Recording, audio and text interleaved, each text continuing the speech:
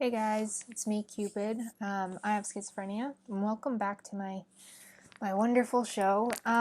So I'm going to be reading another story today.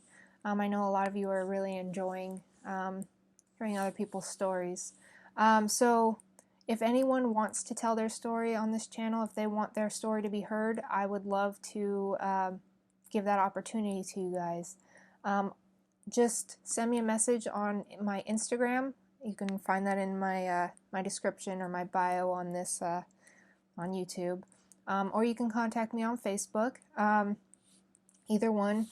So I'm looking for either you putting it in writing or you can tell your story in a video. The video can't be any longer than 15 minutes, and the story can be pretty long as it doesn't take up. It shouldn't be like 50 pages. How's that? But it can be a long story. And I would love to, I don't know, provide you guys with any more details. If you guys contact me, I can give you more details. Remember that you can remain anonymous, or you can have your name told, okay? It is up to you. I know that some people would prefer not having their name out there with their story, and that's fine. That is completely fine. It is up to you. So today's story is Roy. He's 29 years old and lives in the Netherlands. He has a diagnosis of schizophrenia and ADD. So here we go. Let's start with his story. It all started when I was 8 years old. While swimming with my class in school, I got pushed underwater by 3 classmates. In my opinion, a bit too long. When I came out of the pool, I was hyperventilating and anxious. After that incident, I started having panic attacks more and more. This continued till I was 14 years old. At that age, I would make a decision that still haunts me today. I smoked my first joint. After a few hits, I had an out-of-body experience, which I know now was a major symptom. At age 20, I lost my girlfriend Kaylee to suicide.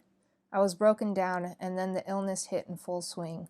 The voices I had all my childhood were now unbearable. The addition of seeing aliens every time I sat in a car, I envisioned us crashing. I was scared to death by all my thoughts and emotions. My parents were really alerted by my behavior and started taking me to see a doctor. After a full examination and doing multiple tests, I was diagnosed schizophrenic and put on Risperdal. Where I once weighed 58 kilograms, I now weighed 90 kilograms.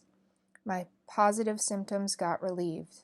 Although I still hear voices, I'm now 29 years old on government assistance, few friends and no lover.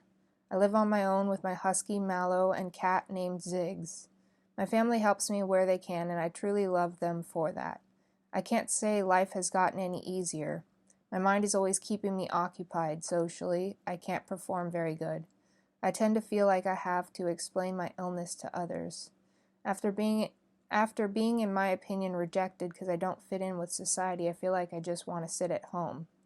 I play World of Warcraft a lot with my friends who don't live close to me, but that keeps me busy. Still, I want to be someone in this world, help people, be loved and not exiled. I'm still in recovery, and I will try doing this as long as my mind lets me.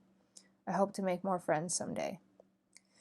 Awesome. Wow, that is a lot to go through. I lost someone to suicide when I was a child. It was actually a friend I made in the psych hospital, and he went missing one day, and they ended up finding him a couple months later, or I don't know, it was maybe a few weeks later. I don't remember. I was young. They ended up finding his body. They found his body in a chimney, and I guess it wasn't really suicide. It was more that he went to hide. Is what they think, at least. He went to hide to get away from everything. He probably got in a fight with his parents or something like that and ran away. And he got on the roof and decided to hide inside the chimney and got stuck, and so he suffocated. Which is, I mean, it is hard to lose someone in general, but losing someone to something like that is devastating. So I do understand how you feel, and I'm sorry that you had to lose it. I think even harder when it's your partner. So I do understand. As far as the other stuff, I am always here as a friend if you need someone. I completely understand having that feeling, though. I think I've been having that a lot since last year.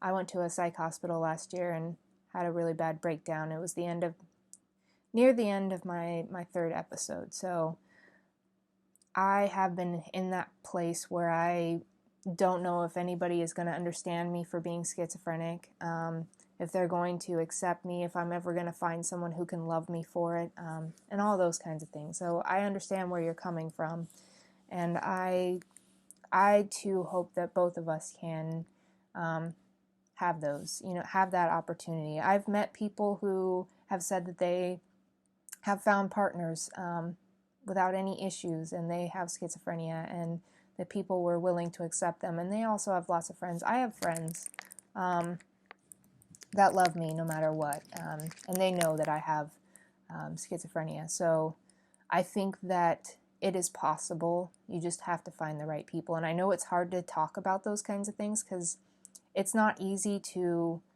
come out to people and tell them I have schizophrenia. Unknowing of whether they'll accept you or not, and it is even harder to know if they'll use it against you. I've had people use it against me, try to make me out to sound like this crazy, violent maniac when I've never harmed anyone in my life. So I do understand, and I do think you have to be careful who you tell it to, but get to know people, and once you learn to trust them, that's when I think is the best time to tell them. It is, I think, crazy when people expect you to have told them from the beginning.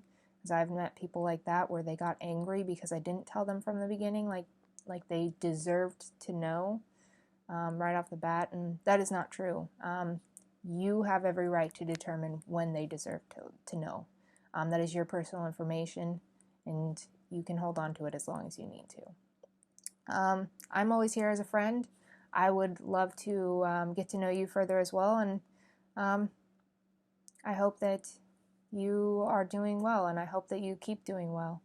It sounds like you have a medicine that works, and that's always a good thing. So I guess that is it for this video. I'm hoping you guys are doing well. I know it's still kind of like quarantine time, and that has been really hard. Everything that I'm normally doing outside of home it's still cut off. So I haven't really left home a lot. It's really starting to wear on me. I don't know. It's not like I was leaving home a lot before because of everything that happened to me last year, but I know now that it's wearing on me even more. Because I didn't leave a lot because of things that happened last year. So I need to get out of the house eventually. Let's hope that it happens soon, that this whole thing, they find like a vaccine or something like that can help us all. In the meantime, everybody, please stay safe and do what you can to stay safe. So have a beautiful day, you guys. Stay wonderful, stay beautiful, stay amazing, stay awesome, stay unique, and above all else, you guys, love yourselves, all right? Peace and love.